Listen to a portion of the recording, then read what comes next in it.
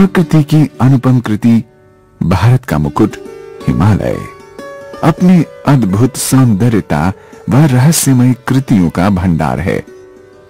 चारों दिशाओं में फैली भूलोक की हरियाली, मनमोहक उपवन, कल कल छल छल करती दुग्ध समान श्वेत जलधाराएं, नील गगन में विचरण करते पक्षियों की झुंड, चमचमाती हिमालय श्रृंखलाएं, संपूर्ण प्रकृति की अद्वितीय सौंदर्यता से परिपूर्ण इस भूलोक की एक अनुपम छवि है, जो संपूर्ण ब्रह्मांड के स्वामी भगवान श्री सदाशिव के सर्वप्रिय स्थानों में से एक है, जहां पर भगवान श्री भोले शंकर महादेव माता पार्वती सहित अपने प्रिय गणों के संग आवागमन करते हैं, जिनके स्वरूप की समस्त शास्त्रों व वेदों में यथावत पुष्टि की गई है, जो निर्गुण रूप होते हुए भी सगुण रूपी हैं, जिनका अंग कांति कर्पूर के समान गौर है, जो इस जगत के समस्त प्राणियों को शरण देने वाले सत्य स्वरूपी बाबा भोलेनाथ हैं। परमानंद स्वरूपी भगवान शिव शंकर भोलेनाथ के समान अपने भक्तों पर शीघ्र प्रसन्न होने वाला अन्य कोई देवता नहीं है। भगवान सदाशिव माता पार्वती सहित इस अनुपम अलौकिक हिम पर्वत में विराजित तीनों लोक व जगत के समस्त जीव मात्र की सुधि रखते हैं। श्री आदि कैलाश यात्रा भारतवर्ष में स्थित समस्त शिव तीर्थ यात्राओं में से सबसे कठिन, दुर्गम और सर्वोत्तम ऊंचाई पर स्थित पवित्र शिव तीर्थ यात्रा है। श्री आदि कैलाश यात्रा के दौरान मार्ग में भगवान शंकर के प्रसिद्ध तीर्थ स्थल श्री जागेश्वर धाम और पाताल भुवनेश्वर के संपूर्ण दर्शन होते हैं। शिव है विद्याधाम, शिव है ज्ञान, शिव विज्ञान, शिव।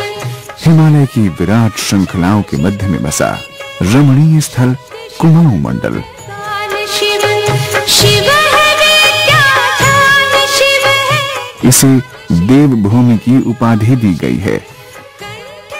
भूलोक की इस पवित्रतम भूमि की गोद में अलौकिक पर्वत श्रृंखलाएं, पूजनीय मंदिर गुफाएं हमारी धार्मिक व आध्यात्मिक चेतना का मर्म स्थल हैं।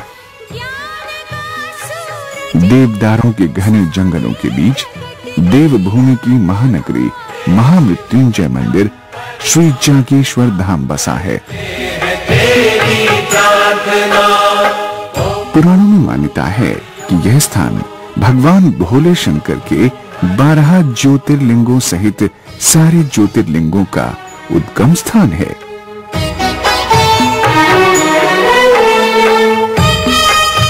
अगर इसके गर्भगृह या मंडप में बैठकर महामृत्युंजय मंत्र का विधिवत पूजन किया जाए, अल्प मृत्यु, अकाल मृत्यु आदि कष्टों का शीघ्र निवारण होता है और मनोवांछित फल भी प्राप्त होते हैं। चीड़, देवदार, बांज आदि वृक्षों के जंगलों से निकलते हुए भगवान भुवनेश्वर की एक और महानगरी विराजमान है, जिसे पाताल भुवनेश्वर कहते हैं, जहां तीनों लोक एवं चारों धाम के एक साथ दर्शन होते हैं। पुराणों में ये मान्यता है कि अगर पाताल भुवनेश्वर के संपूर्ण दर्शन कर लिए जाएं, तो फिर किसी धाम के दर्शन करने की आवश्यकता ही नहीं पड़ती और जीव मात्र को अवश्य ही मोक्ष मिलता है। श्री आदि कैलाश तीर्थ स्थल नेपाल व पश्चिमी तिब्बत से लगा हुआ है, जिसकी ऊंचाई समुद्र तल से लगभग 19,000 फीट है, जिसे छोटा कैलाश भी कहते हैं।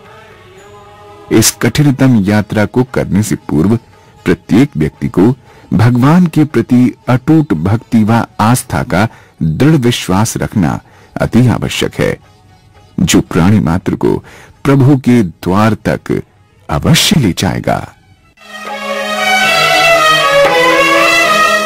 काठगोदाम 3 ओर पहाड़ियों से घिरा उत्तरांचल का एक रमणीय स्थल है, जो जिला नैनीताल तहसील हल्द्वानी के अंतर्गत आता है। ये स्थल देवभूमि उत्तरांचल में बसे कुमाऊं मंडल के पर्यटन एवं तीर्थ स्थलों का प्रवेश द्वार है, जहां पर ऐतिहासिक एवं धार्मिक स्थल भी है। धीरे धीरे सड़क मार्ग से आगे बढ़ने पर पास ही की पहाड़ी में घने जंगलों के मध्य है माता शीतला देवी का सुंदर मंदिर विराजमान है, जहां नित्य मां के दर्शन को भक्तों की भीड़ सदैव लगी रहती है। मार्ग में थोड़ा आगे चलने पर पवित्र गौला नदी आती है, जहां यात्री रुककर स्नान कर सकते हैं। इसके ठंडे जल में नहाने से शरीर के अंदर एक अद्भुत शक्ति का अनुभव होता है। इसी नदी के तट पर एक प्राचीन शिव मंदिर भी है। तीर्थयात्री इसके दर्शन करते हैं।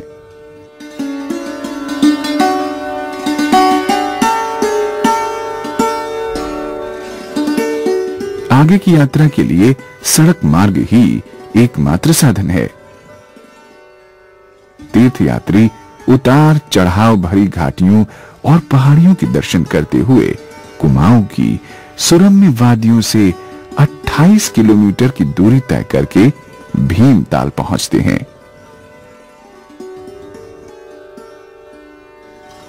भीमताल, जहां पर एक विशाल सरोवर के दर्शन होते हैं। जो भी व्यक्ति इस सरोवर के पहली बार दर्शन करता है, वो थोड़े समय के लिए यहीं का हो जाता है। इस सरोवर के तट पर एक भीमेश्वर नाम का मंदिर है। पुराणों में यह मान्यता है कि जब पांडव अज्ञातवास के दौरान यहां आए थे, तब महाबली भीम ने अपने गदा के प्रहार से इस झील की रचना की थी। तब से इस झील का नाम भीमताल पड़ा। यहीं से कारकोटिक पर्वत शिखर देखा जा सकता है। इस पर्वत शिखर पर किसी समय कारकोटिक नाग का निवास था। भीमताल एक रमणीय एवं आकर्षक स्थल है और ये झील नौका विहार के लिए महत्वपूर्ण स्थान है।